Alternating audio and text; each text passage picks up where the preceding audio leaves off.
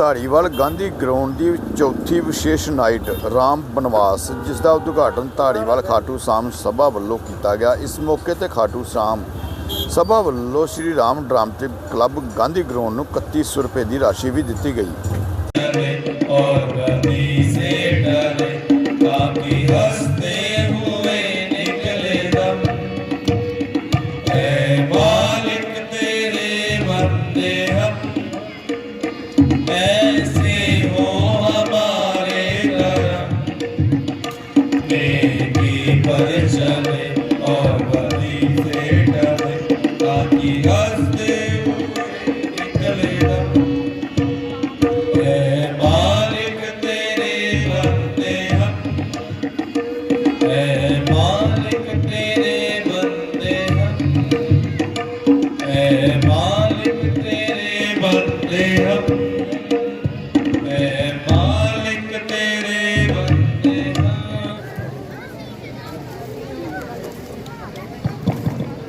महाराज की जय हो।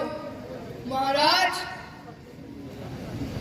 सभी प्रजा जानना चाहती है कि आज आपने तत्काल आपने ये बैठक क्यों बैठाई?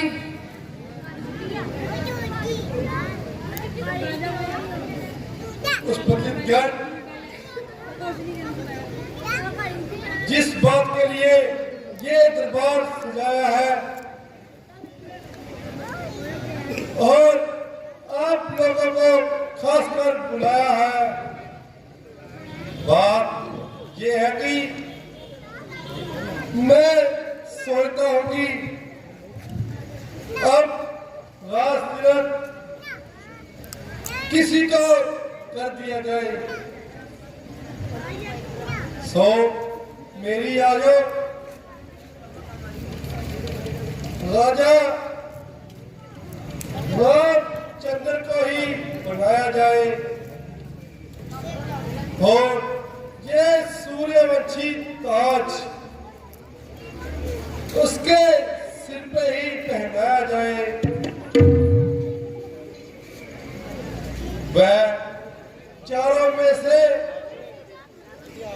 हर प्रकार के योग्य है और बड़ा होने के नाते भी हकदार है।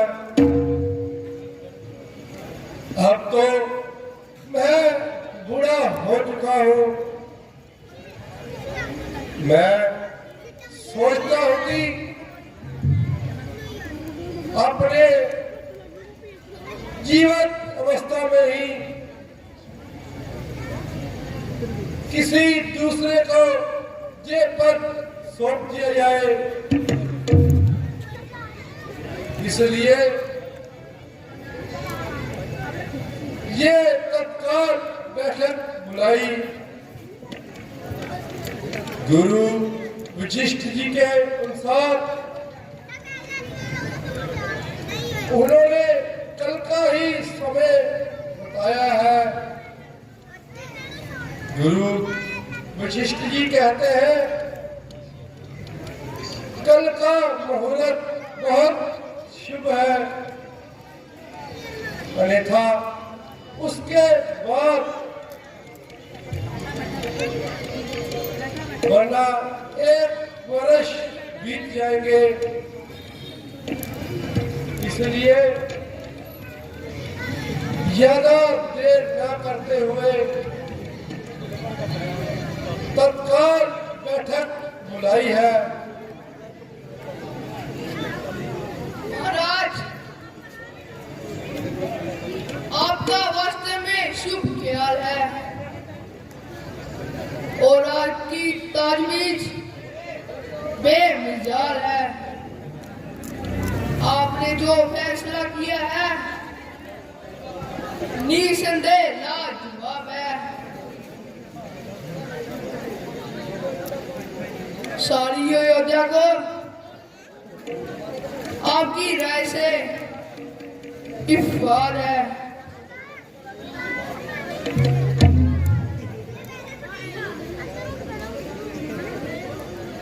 देखो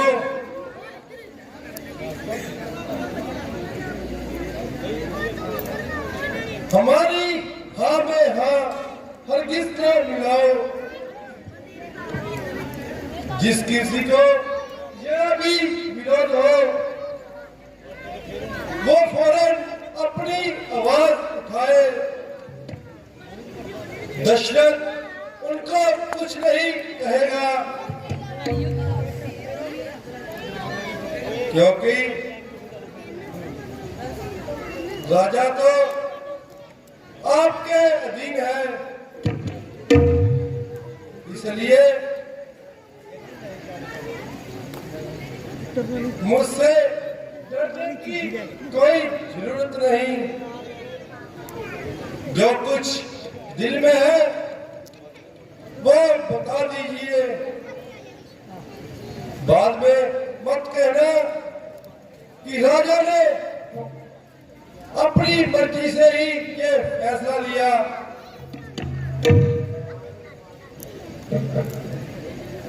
महाराज, हमने भली प्रकार सोच विचार कर ये उत्तर दिया है। हमारी राय में रामचंद्र को ही राजा बनाने में कोई शक नहीं। आप शीघ्र कोई तिथि नियत कीजिए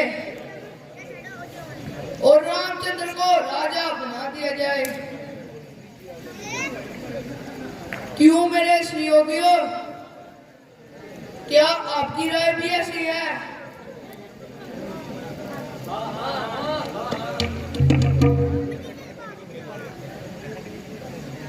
बहुत अच्छा, हमें आप सबसे यही उम्मीद थी।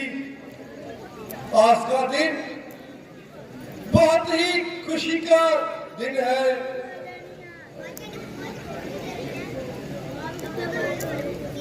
यदि आपको ये जनाब मालूम है कि कल राज तिलक की रस्म अदा की जाएगी,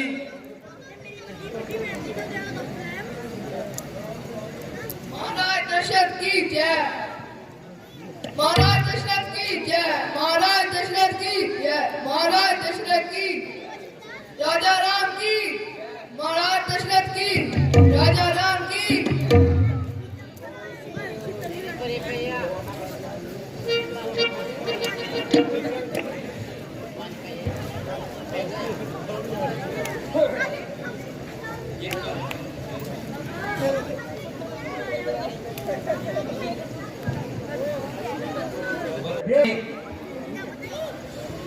आज महाराज ने एक आम दरबार किया और कहा कि हम रामचंद्र को अपना राजा बनाना चाहते हैं। बस उनके कहने की देर थी, सब राजों ने उनकी हाँ में हाँ मिला दी। पता किसकी मजाल थी, राजा के विरुद्ध कोई आवाज उठा सके।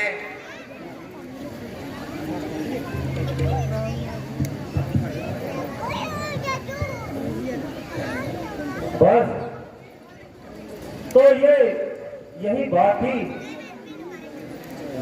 जिसके लिए इतनी देर से शर्त पका रही थी। तो फकत तुम्हें तो इस तरह आना चाहिए, तू उछलती कूदती आती और मुंह मंगा इनाम पाती। तूने तो मेरे प्राण ही निकाल दिए। मैं डर गई थी कि परमेश्वर बड़ा करे, ऐसा कौन सा भयानक समाचार सुना लाई।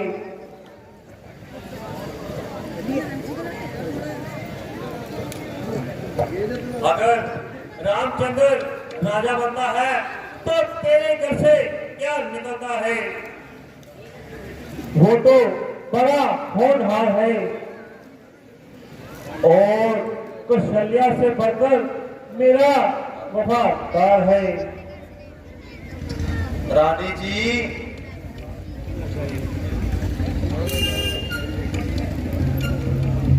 वो तो आप जो कुछ भी कहे सब कुछ सच है, परंतु यदि सच पूछो तो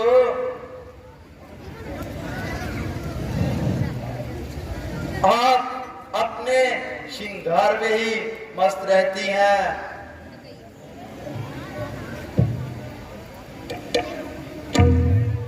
ये केवल सिर्फ शरीर की ही देखभाल है। जरा आज की रात गुजर जाने दो,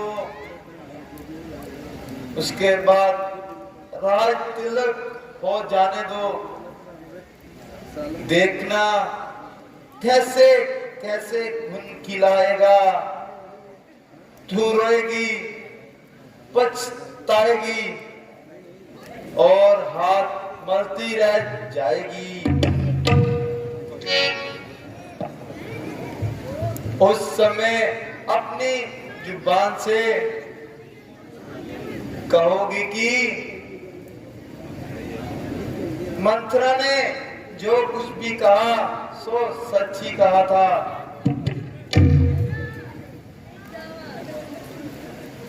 यदि वास्तव में देखा जाए तो मंत्रा का कहना भी बिल्कुल ठीक है। निस्संदेह अगर रात को राज तिलक मिल गया तो भरत तो अयोध्या से ही निकल गया। जहां धर बदर फिरता हमारे कुल की बदनामी करेगा, या फिर सारी उम्र राम की गुलामी करेगा।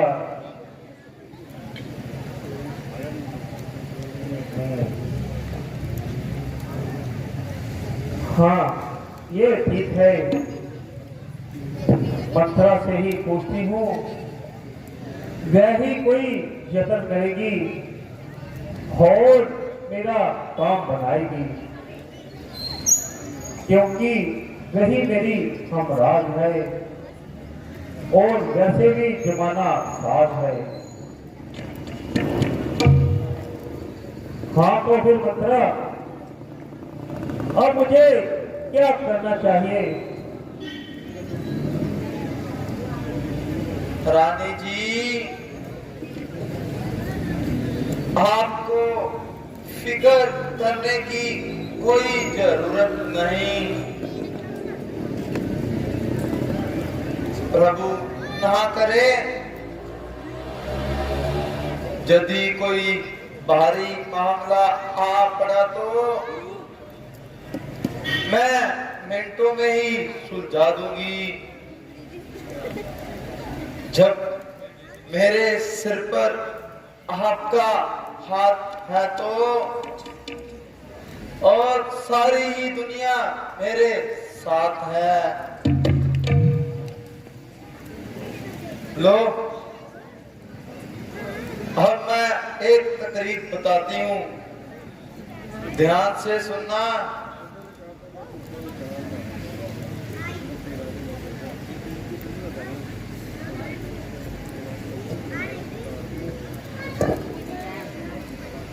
वाह वाह, खूब बताया और अंत समय पे तुमने आज याद दिलाया। मैं अभी तीसरी चित्र दिखाती हूँ और हथेली पर सरसों जमाती हूँ।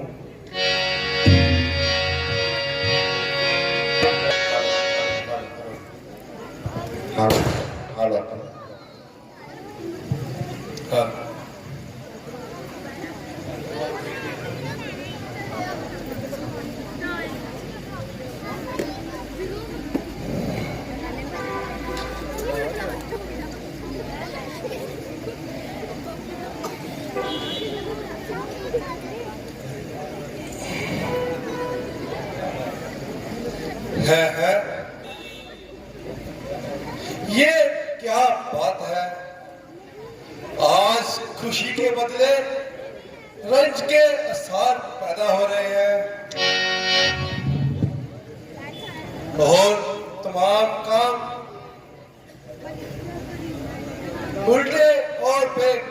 पैदा हो रहे हैं। प्यारी, क्यों इस तरह फर्शे जमीन हो रही हो? जागती हो या सो रही हो?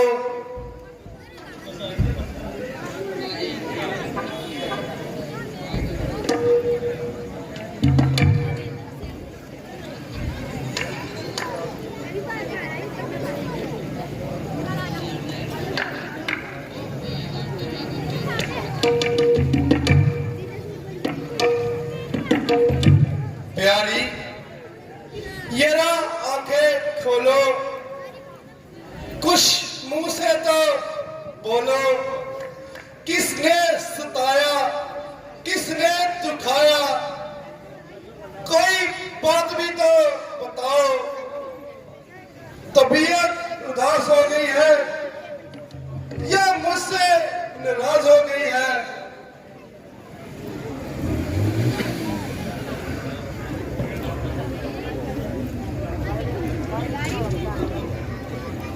जरा बता तो सही,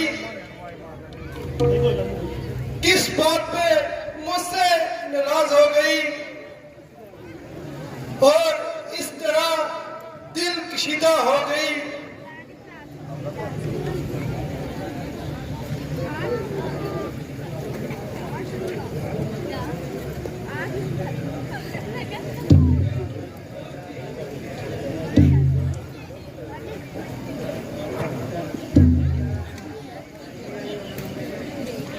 मंथरा,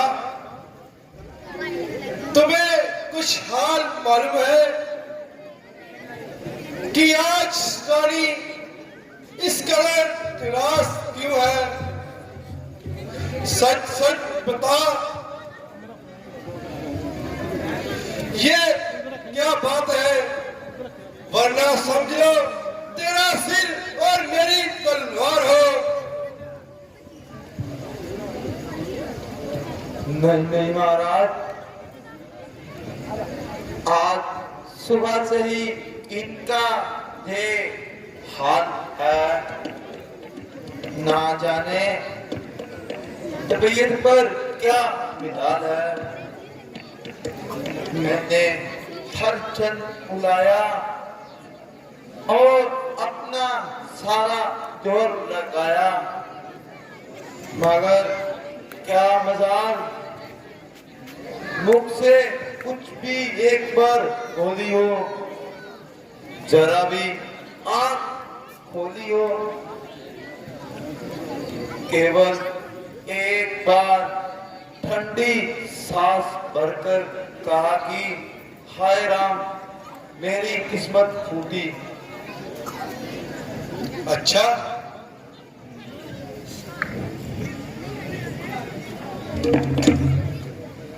प्यारी, ये ना आंखें खोलो,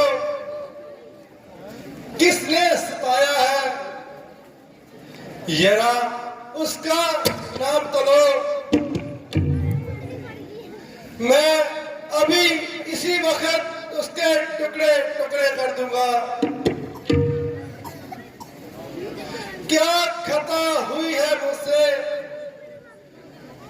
यूं इस कदर मुझसे नाराज हो गई हो? तुम मुझे अपना दिली मुद्दा तो बताओ।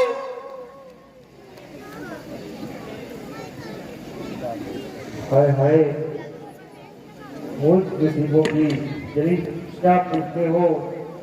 जाओ जाकर अपना अनाज बनाओ। तुमको तो मेरी क्या फिक्र पड़ी है?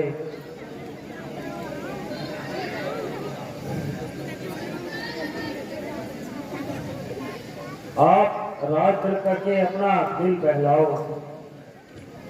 मैं तो इस वक्त जिंदों में हूँ, ना घरों में।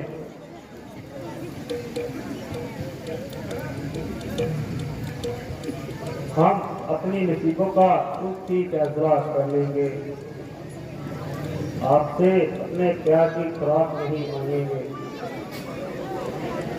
प्यारी, आज तुम कैसी बहकी बहकी बातें कर रही हो?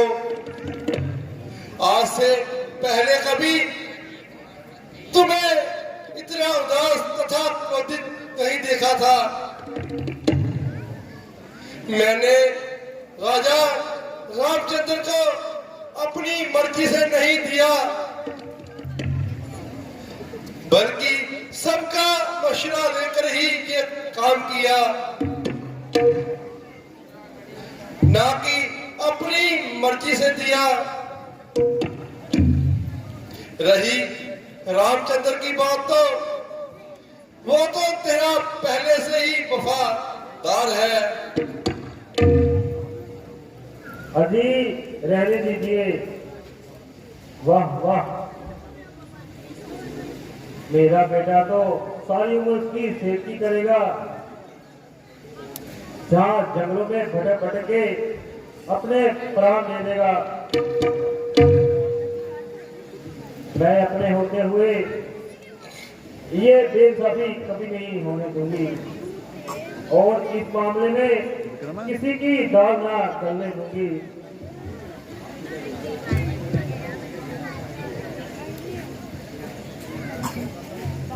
और मुझे वो 2 वचन दीजिए जो आपने स्वयं इकरार किया था।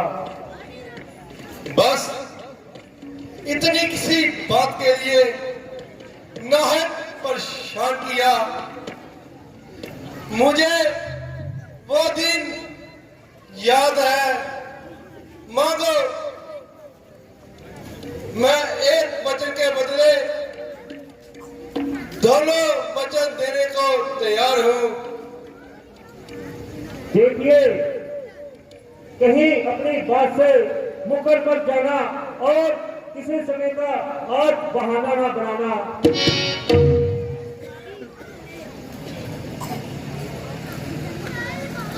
है रघुकुल की रीत जही, रानी इतिहास बताता हूँ। चाहे ये प्राण निकल जाए, मगर प्राण न टलने पाता है।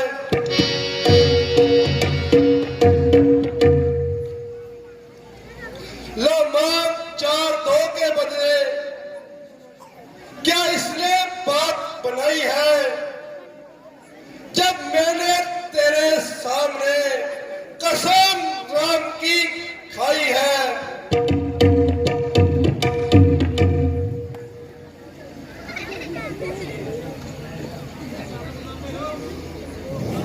आर्यपुत्र, मुझको तुमसे सचमुच ऐसी आशा है। मेरा पुत्र हो राजा, यही मेरी अभिलाषा है। वरदान दूसरा मुझको वो दो, आप अगर विश्वासी हो, 14 वर्ष के लिए राम दरबार छोड़ के वनवासी हो।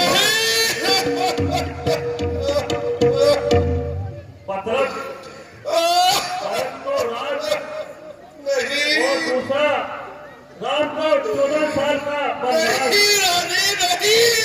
अगर दोनों में से आपको पसंद हो कीजिए, अपने बच्चे से बना दीजिए।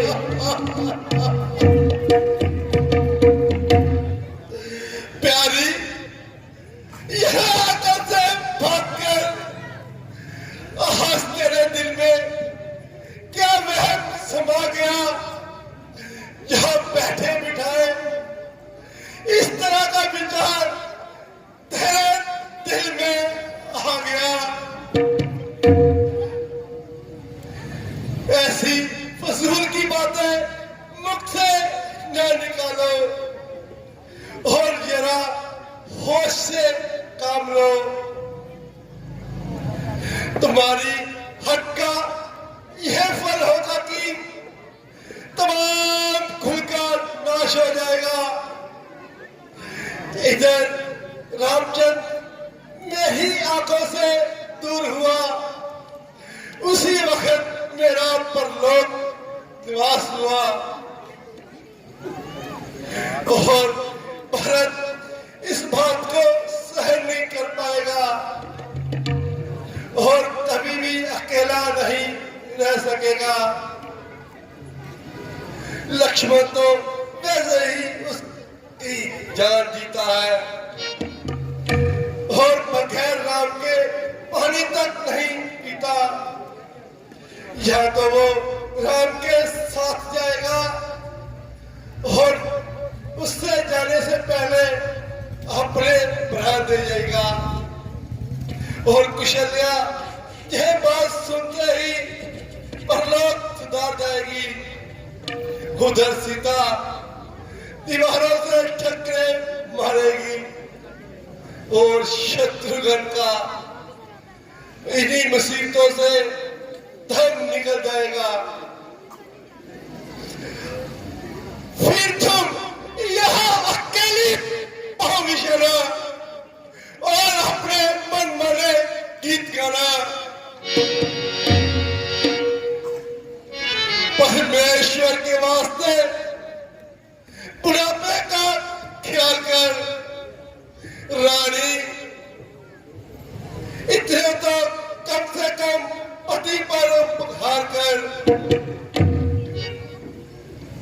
आप क्यों मिथ्या जान कर रहे हो और आज क्यों बहाने बना रहे हो? तुम्हारी नीयत ने तो मुझको पहले ही शक था, इसलिए भरत को टाल दिया और ननिहाल का बहाना बना के उसे ननिहाल भेज दिया। यदि अपनी जुबान का कुछ पास है तो भरत को राजतिलक और रामचंद्र को 14 साल का वनवास। अगर दोनों में से ये स्वीकार है तो झगड़ा ही आज खत्म। ओ बेवफा, मैंने तुझसे इसलिए खोर करार किए थे, ना ही इसलिए अपना दिल तुझे दिया था। सच ही कहा है,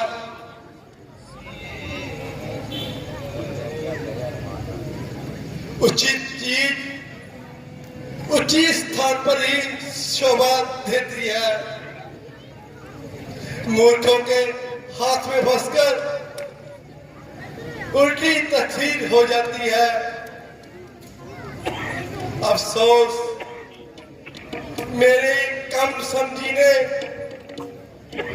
ना कि मेरा ही काम तमाम किया, मेरे सारे कुल को गुमनाम किया।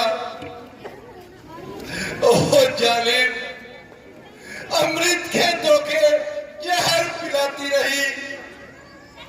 हे परमेश्वर, अब मैं और चीर जिंदा नहीं रह सकूंगा। प्यारी मौत, आप तो अधिक देर न लगा।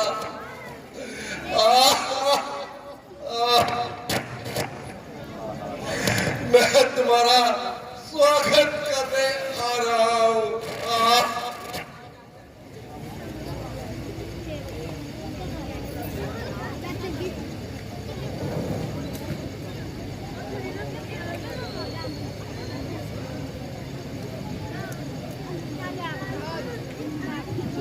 महाराज महाराज,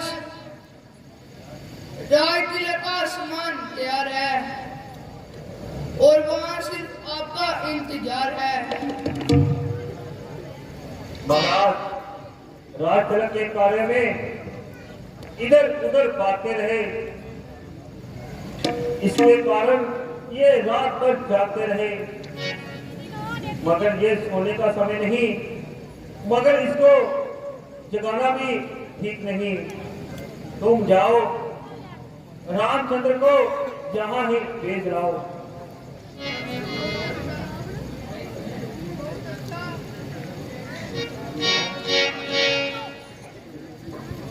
बहुत अच्छा, मैं चाहता हूँ और रामचंद्र जी को ये संदेशा सुनाता हूँ।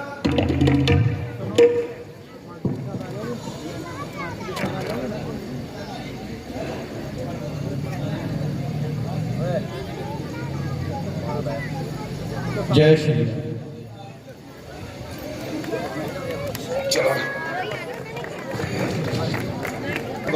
ਆ ਰਹੀ ਹੈ, ਦੁਸ਼ਹਿਰਾ ਵੀ ਮਨਾਇਆ ਜਾ ਰਿਹਾ ਸਾਡੇ ਸ਼ਹਿਰ ਦੇ ਵਿੱਚ, ਤੇ ਮੇਰੇ ਵੱਲੋਂ ਮੇਰੀ ਟੀਮ ਵੱਲੋਂ ਤੁਹਾਨੂੰ ਸਭ ਨੂੰ ਦੀਵਾਲੀ ਦੀਆਂ ਬਹੁਤ ਬਹੁਤ ਸ਼ੁਭਕਾਮਨਾਵਾਂ ਤੇ ਬਹੁਤ ਹੀ ਰਾਮਲੀਲਾ ਦਾ ਜਿਹੜਾ ਹੈ ਤੁਹਾਨੂੰ ਵੀ ਸ਼ੁਭਕਾਮਨਾਵਾਂ ਹੈ ਸੀ।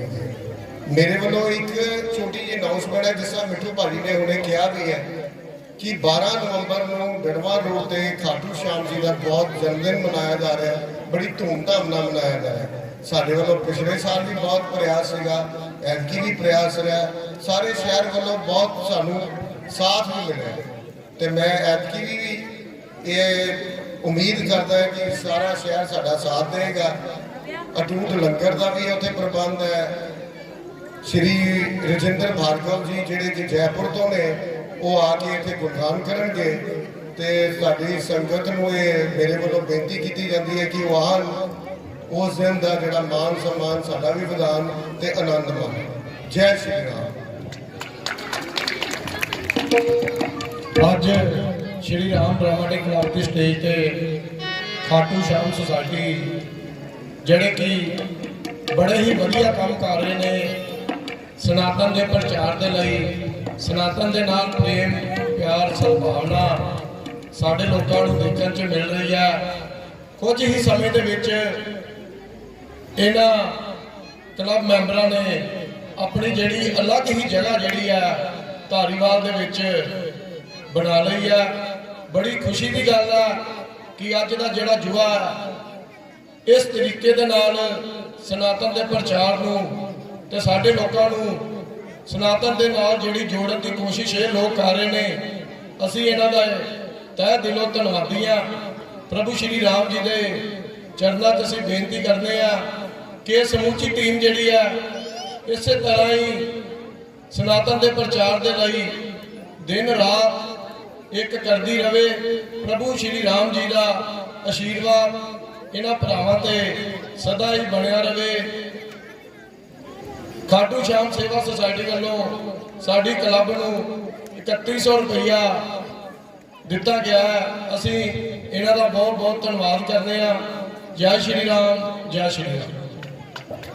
बोल सियापति रामचंद्र महाराज की जय। एक 500 रुपया साडे चड्डा फनासर जी ने खुश हो के खाटू श्याम जी ग्रुप तो सानू भेजा है। चड्डा फनासर जी उन्होंने का भी तहे दिलों धन्यवाद करते हैं। जय श्री राम। हुआ एक ही रात में इस कदर तब्दीली हो गई कि आपके चेहरे की रंगत भी पीली हो गई, आंखें भी बिल्कुल ही पथरा रही हैं और अंदर को दसी जा रही हैं। कोई वजह तो बताओ, क्या मामला है?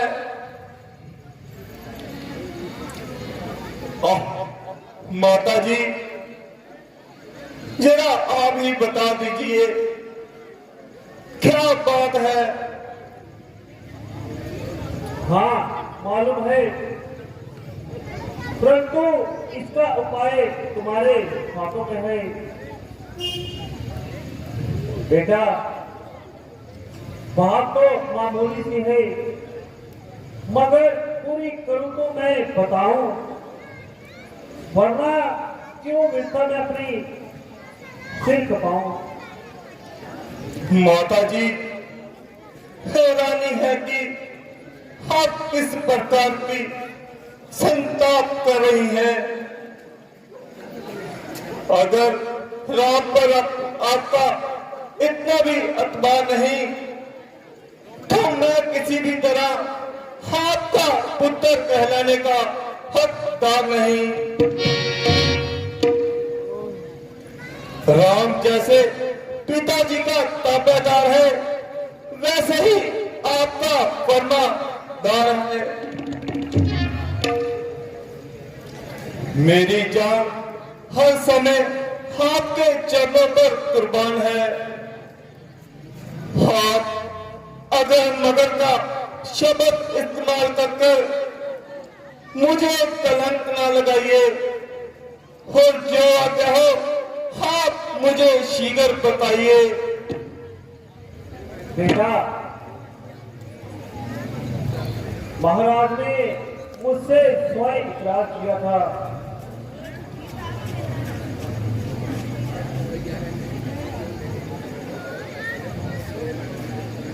तुम्हें 14 वर्ष का वनवास और भरत को राजगृह का इकरार, मगर अपने कौल को पूरा ना होते हुए ये अपने हाथ को आ रहे हैं। वाह, आप इसलिए हैरान है और बता ही परेशान है, ये तो बिल्कुल ही मामूली बात है। जब तक मैं आपके इस आज्ञा का पालन नहीं करूंगा, बस्ती तो क्या, मैं अयोध्या में भी पाँव नहीं धरूंगा। हाँ बेटा, बात तो कुछ भी नहीं, दिन गुजरने क्या देर लगती है। जब अनगिनत सदियां गुजर गई और 1004 क्या, ये तो यूं ही गुजर जाएंगे। माता जी, ये तो साधारण सी बात है, परमेश्वर ना करे जब भी कोई कठिन कारण भी आ पड़े तो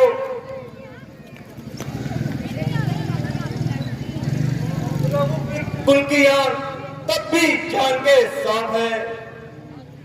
हाँ बेटा, बिल्कुल ठीक है मेरे लाल, तुम अभी रवाना हो जाओ और अधिक देर ना लगाओ। जो आज्ञा माता जी।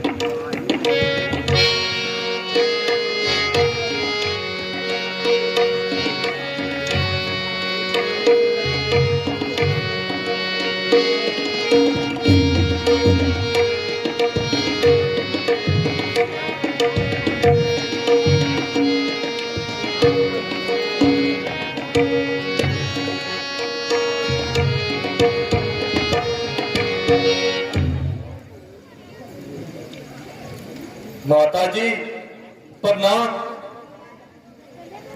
चिरंजीव रहो मेरे लाल, यहाँ बैठो मेरे लाल। मैं अभी आती हूँ और तुम्हारे लिए कुछ खाने को लाती हूँ। बस माता जी, अब खाने पीने से क्षमा कीजिए और मुझे शीघ्र ही जाने की आज्ञा दीजिए।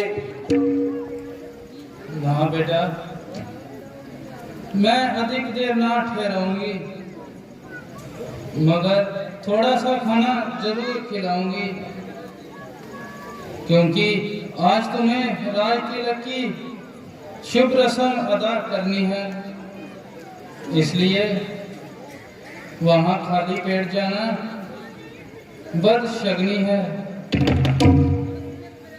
माता जी,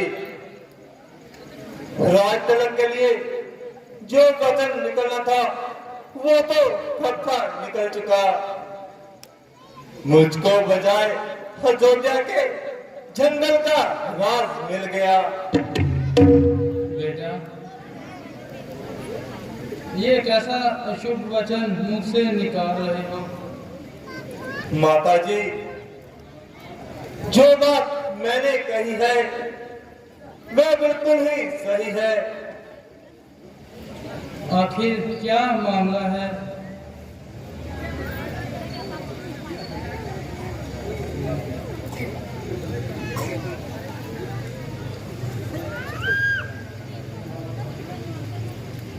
राज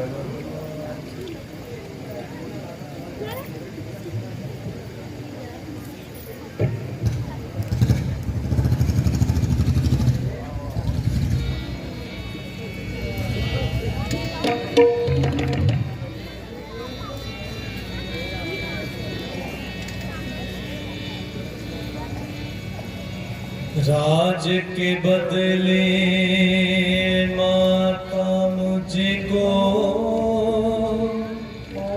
हो गया हुक्म फकीरी का।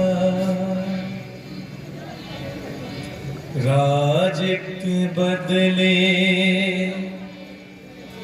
माता मुझको हो गया हुक्म फकीरी का। हो गया हुक्म फकीरी का।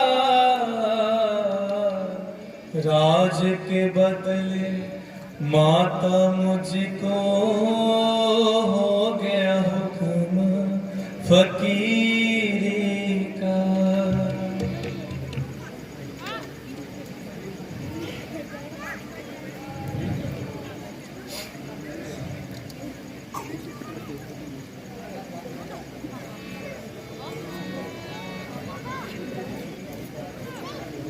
ये तो तुम अच्छी तरह जानते हो कि पिता की अपेक्षा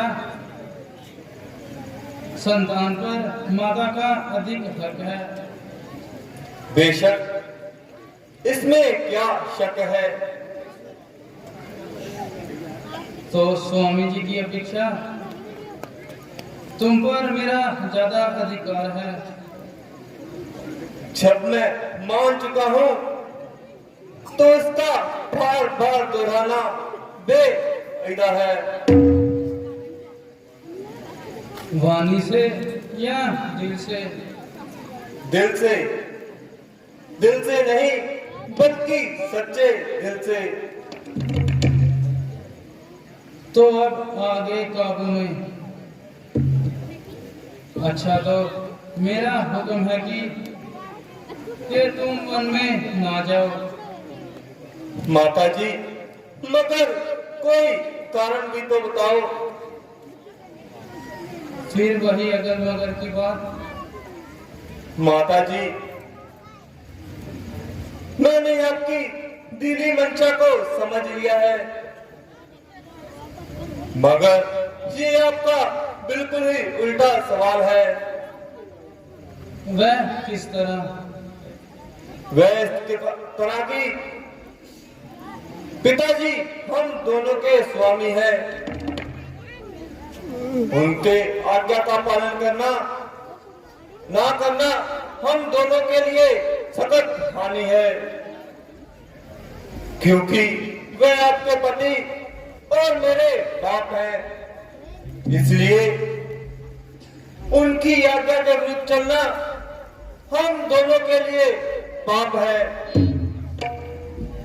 धर्म शास्त्र के अनुसार पति के विरुद्ध आपको आज्ञा देने का अधिकार नहीं, और इसलिए मैं आपकी आज्ञा मानने के लिए तैयार नहीं। जिस तरह तुम अयोध्या से कदम निकालोगे उसी वक्त मेरे प्राण निकल जाएंगे। मैं ये बुढ़ापे की जिंदगी किसके सहारे जीऊंगी? बेटा, मुझको इस बुढ़ापे में बर्बाद न कर। मैं तुम्हारी जुदाई का सदमा कैसे सह सकूंगी, और बेचारी सीता को क्या कहूंगी? माता जी, आप धैर्य का। बेटा, किसके आश्रय जीऊं? कोई सहारा भी तो हो। माता जी, जब वह दिन नहीं है तो ये दिन भी नहीं रहेंगे। अच्छा बेटा, जिस तरह भी होगा अपनी जान पर जब सहेंगे। माता जी, परमात्मा कहे कि आपके दर्शन भी हो, किंतु उस पराई बेटी को क्या कह के समझाओगे?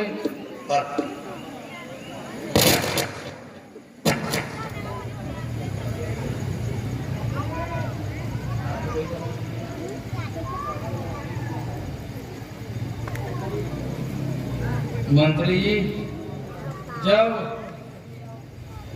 और सीता को यहाँ बुला।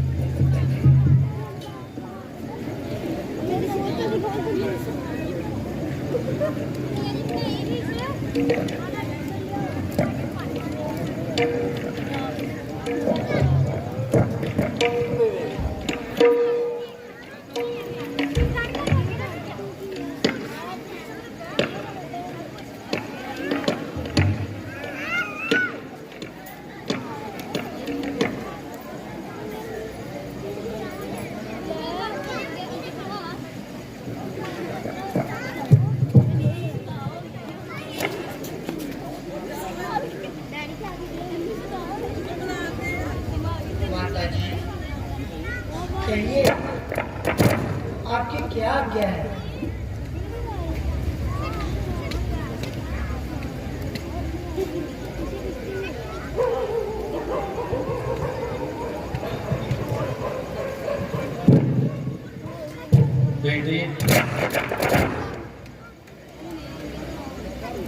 बेटी क्या बताऊं और क्या सुनाऊं, और ऐसा पत्थर दिल कहां से लाऊं, ये खुद ही बता देंगे। रामनाथ, माता जी क्या फरमा रही हैं और इस कदर क्यों आंसू बहा रही हैं? क्या दासी की निस्बत कोई शिकायत है जो माता जी को रंजे निहायत है? नहीं प्रिय, तुम पर तो इनकी नजर लायक है। तो इस पर रंज का क्या कारण है? वो तो व्यथा ही रंज कर रही हैं, वरना बात तो बिल्कुल ही मामूली सी है। यदि कुछ हानि ना हो तो आप मुझे भी बात बता दीजिए। प्रिय, विक्रम है? पिताजी की आज्ञा से मुझे 14 सालों के लिए वन को जाना है और सबने तो आज्ञा दे दी। अब तुमसे आज्ञा चाहता हूँ। रामनाथ, जो कुछ पिताजी की आज्ञा है उनके बारे में मुझे ना कोई इनकार है, ना उनके काम में दखल देने की मेरी मजाल है। वे तो हर तरह से मालिक और मुख्तियार हैं, हम तो उनकी आज्ञा के तरफदार हैं। आप बड़े हुक्म से उनके हुक्म की तामील कीजिए, मगर अपनी दासी को अपने साथ चलने की इजाजत दीजिए। जब आपका ही जंगल में मुकाम है तो फिर मेरा अयोध्या में क्या काम है? अगर आपको वनवास है तो मुझे भी वनवास है। मेरे लिए तो वही अयोध्या है जहां आपका निवास है। प्रिय, तुम वहां के कष्ट सहन नहीं कर सकते, वहां पर बहुत से कष्ट होंगे। आपके चरणों में रहकर मेरे सारे कष्ट नष्ट होंगे। वाह, जंगली जानवर तुमको सताएंगे। नहीं नहीं, हम तो उनसे अपना अंडे लाएंगे।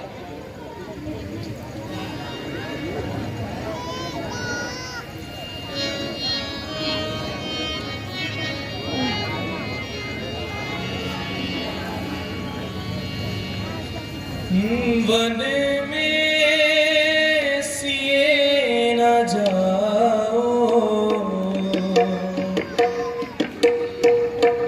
तुम नरता दुख न उठाओ। जंगल में कष्ट बड़ा,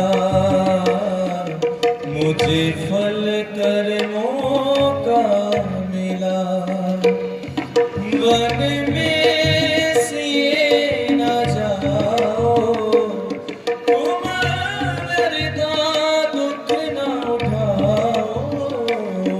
जंगल में कष्ट बड़ा, मुझे फल कर्मों का मिला।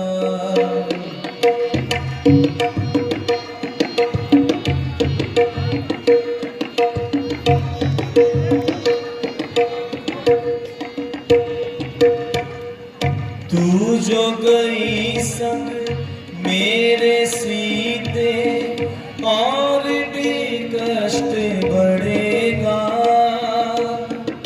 महलों में सिए मात पिता का कौन ख्याल करेगा।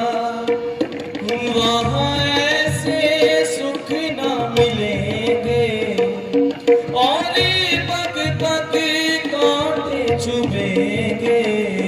जंगल में कष्ट बड़ा, मुझे फल कर्मों का मिला।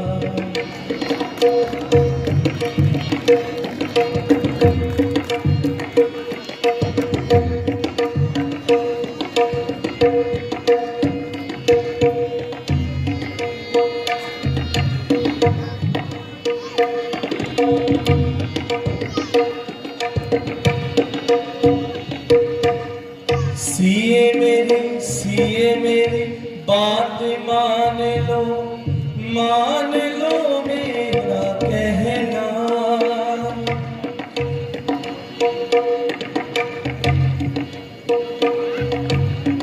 दुख और दर्द ना सह पाओगी, ना जगत का रहना। वहाँ ऐसे सुख ना मिलेंगे, और पग पग कांटे चुभेंगे। जंगल में कष्ट बड़ा, मुझे फल कर्मों का मिला।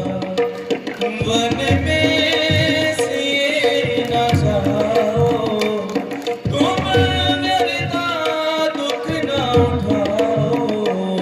जंगल में कष्ट बड़ा, मुझे फल कर्मों का मिला।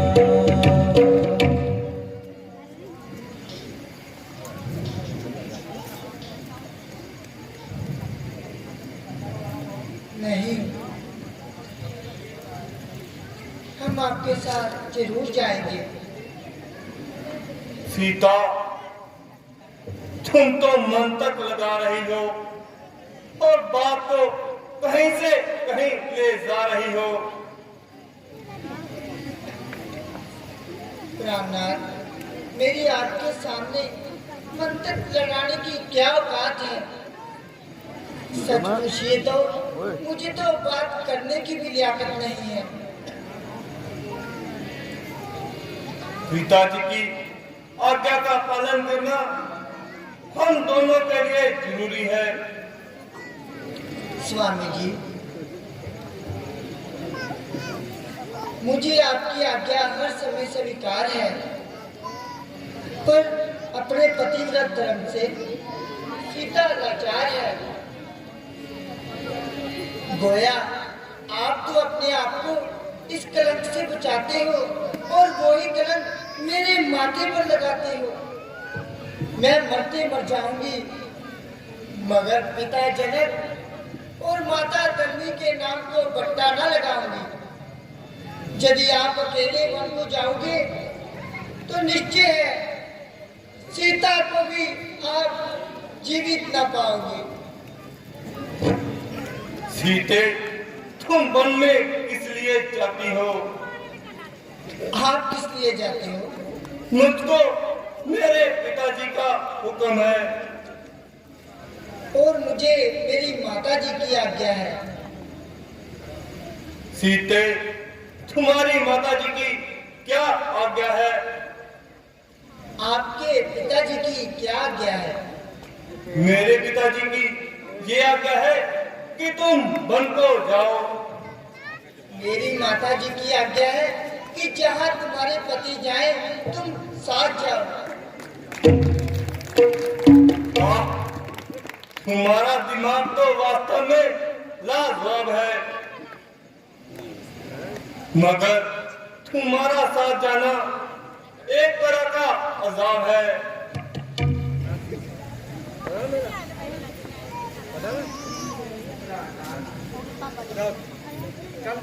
अगर आपको ये निश्चय है कि आप मुझे 14 वर्ष के लिए सीता को जीवित देख लेंगे, आप खुशी से छोड़ जाइए। अच्छा प्रिय, चलो, मुझे विश्वास हो गया तुम अपनी हट से नहीं डलोगी और बस हमारे ही साथ चलोगी। अच्छा, माताओं को प्रणाम करो और उनसे आशीर्वाद लो।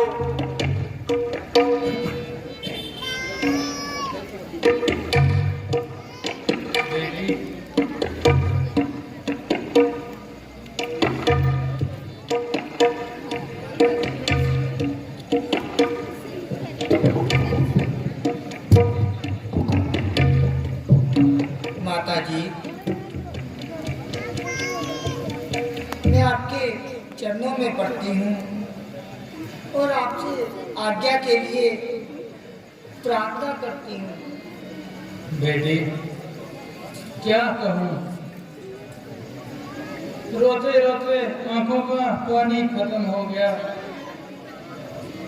आहें भरते भरते कलेजा बसन हो गया, परंतु मालूम नहीं कि मैंने कौन सा पाप किया जो तुमने मुझे ऐसा संताप दिया। अभी अपनी किस्मत पे रो रही हूँ, अब तुम भी साथ छोड़ने को तैयार हो। अच्छा बेटी, किसी से क्या गिला, मुझे मेरे कर्मों का फल मिला। इस बुढ़ापे में यूं ही बर्बाद होना था।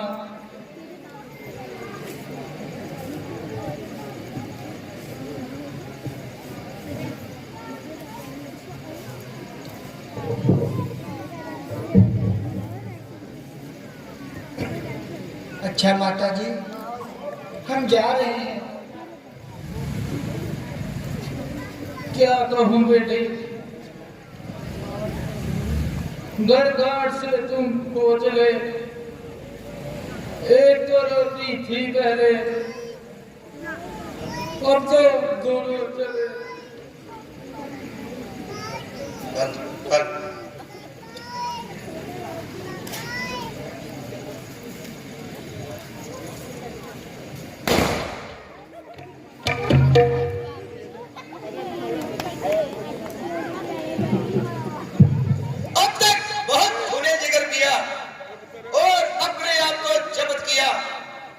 इधर माता जी की जेल अवस्था देखकर सीना ढाक हो गया। मेरी उपस्थिति में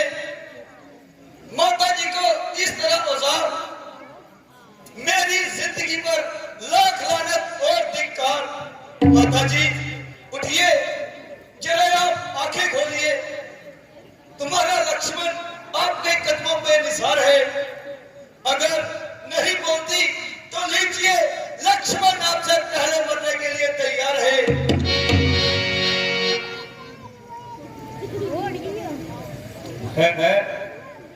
लक्ष्मण, जरा जोश करो। इस वार्ता का क्या अर्थ है?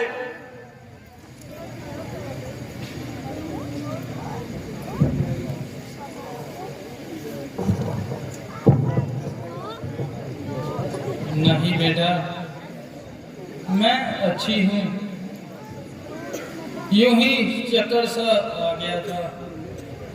अजब अंधेर है, जब राम हर प्रकार से रास का हकदार है तो किसी दूसरे की क्या मजाल है। रोने और गिड़ने से रास पार नहीं मिलते। हाँ, किसी में हिम्मत है तो वो मुकाबले पर आवे और हमारे दो हाथ देखे और अपने दो हाथ दिखाए, ताकि रास पार करने का कुछ मजा भी आए। वरना मैं कदापि किसी की दाल नहीं करने दूंगा।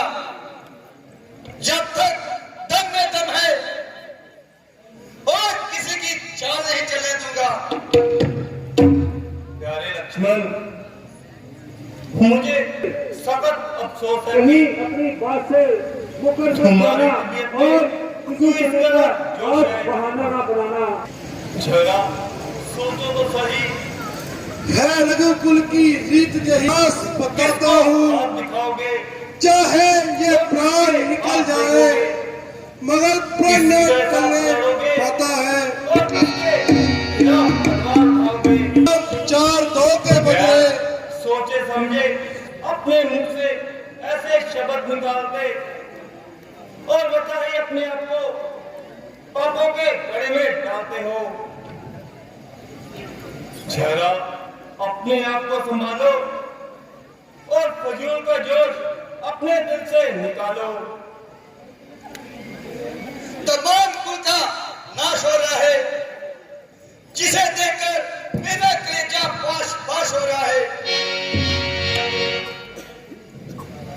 इधर पिताजी की हालत बस से बदतर होती जा रही है और इधर माताजी अलग से रो रही है और सीता माताजी अलग से रो रही है।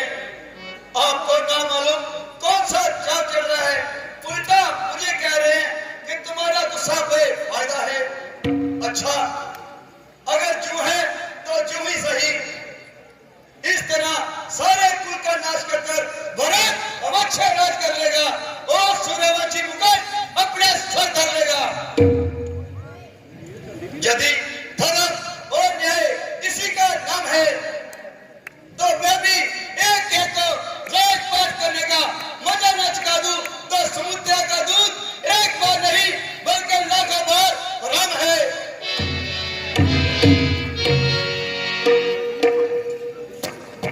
प्रिय भाई, जरा अपने गुस्से को दिल से निकालो और बात के हर पहलू पर नजर डालो। उसमें भरत बेचारे का क्या दोष? वह तो यहाँ से कोसों मील दूर। तुम बार बार उसका नाम लेते हो और फिजूल ही उसको दोष देते हो। माता तो कई का तो यूं ही बहाना है। दरअसल जहाँ हमारा आजमाइश का जमाना है, मगर अफसोस तुम मामूली सी आजमाइश से घबरा गए और थोड़ी सी बात पर इस कदर डगमगा गए। ऐसे शब्द अपने मुंह से निकाल रहे हो और लोगों को हंसा रहे हो और खुद ही पापों के फंदे में डाल रहे हो।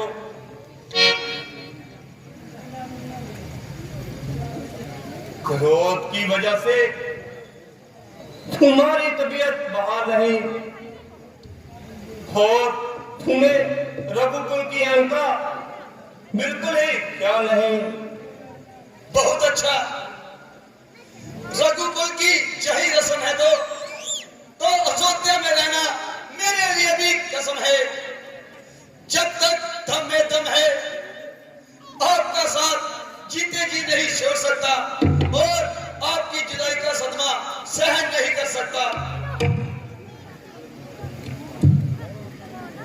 यदि तुम भी साथ जाओगे तो भरत बेचारे का क्या हाल होगा? ये मेरे से कैसा सवाल?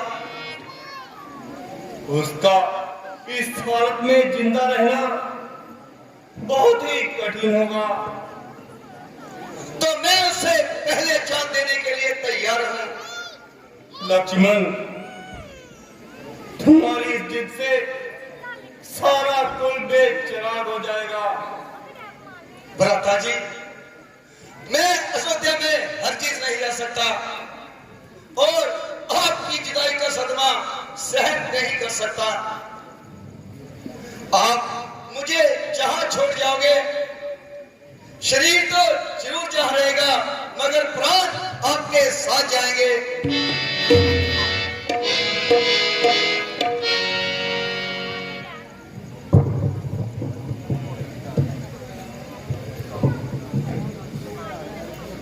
शाबाश बेटा शाबाश। आज तूने मेरे दूध का हक दे दिया मेरे लाल। अगर तेरा ये वियोग मेरे लिए महा दुखदाई है, परंतु इस हालत में भी मेरी आत्मा संतुष्ट है। हाँ, जरूरत पड़े तो अपनी जान पर खेल जाना, लेकिन भरे भाई की सेवा से मन ना चुराना। शाबाश लक्ष्मण शाबाश।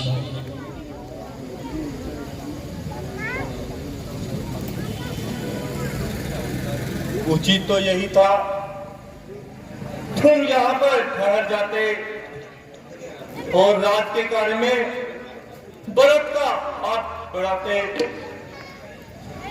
अच्छा, यदि चलने का ही इरादा है तो देर करना बेफायदा है।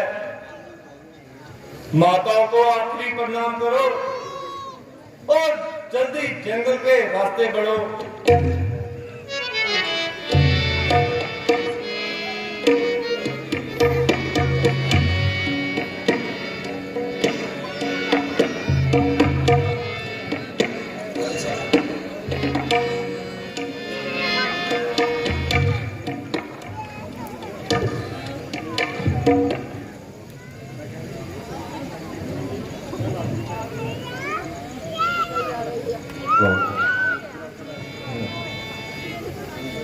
रुको बेटा, जरा रुको। जाने से पहले कुछ उपहार तो लेते जाओ। आज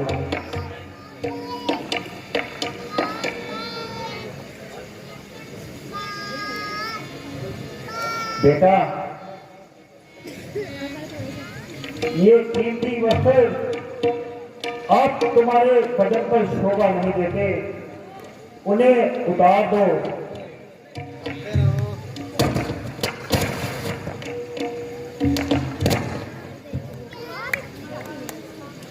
और ये वस्त्र पहनकर चल जंगल की राह लो। सीता, तू मेरी तरफ आजा, ताकि मैं अपने हाथों से ये वस्त्र तुम्हें पहना दूं। ये वस्त्र तुम्हें शोभा नहीं देते।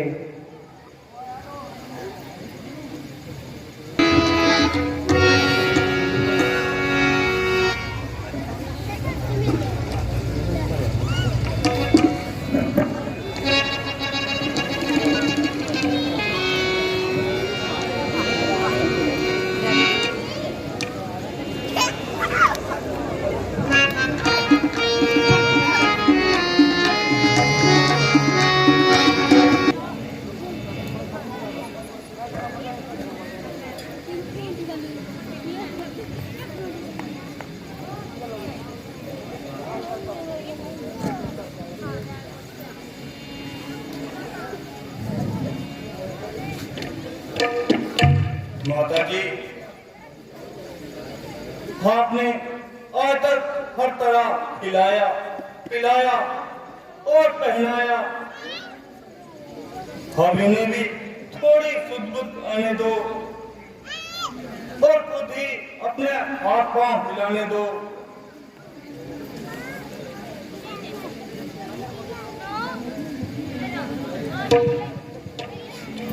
ओ परिवार,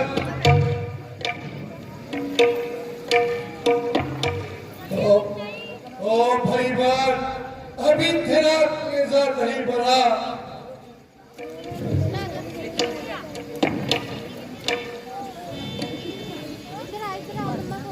जो अपनी खंजर छुपाई जाती हो, ओ जालिम,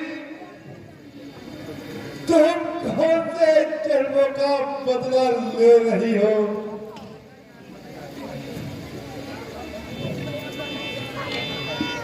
पिताजी, जरा इस बात कीजिए, जरा धैर्य लीजिए और अपनी तबीयत को हाल कीजिए। माना कि आप माता जी की राय से सहमत नहीं है, तो भी उनकी मुसीबत ऐसे शब्द जुबान पर लाना सामने कसम जान की खाई है। अब ज्यादा देर ना कीजिए और हमें मुस्कुराकर विदा कीजिए। है आर्यपुत्र, मुझको तुमसे सचमुच ऐसी आशा है। मेरा पुत्र हो राजा, यही मेरी अभिलाषा है। तुम्हारा निवेदन है, लेकिन दशरथ अब कुछ पल का ही मेहमान है।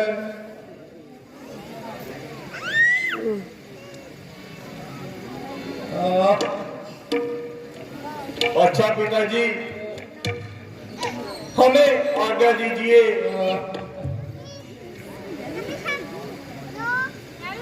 मेरी पूज्य माताओं और पिताजी, जहां से हम विदा होते हैं और कुछ ही समय के लिए आपके चरणों से जुदा होते हैं,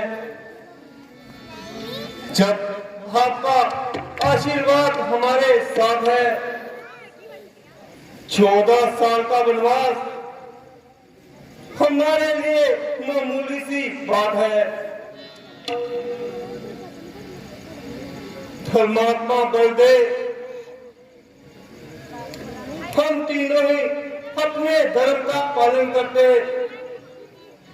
फिर अपनी जन्म भूमि पर आएंगे और अपना सिर आपके पवित्र चरणों में झुकाएंगे।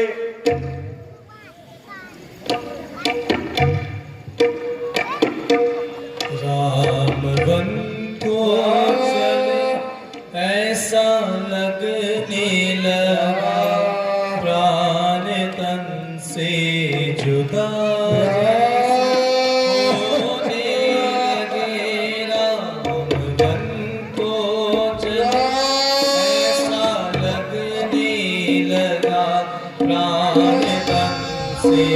जुदा जैसे होने लगे।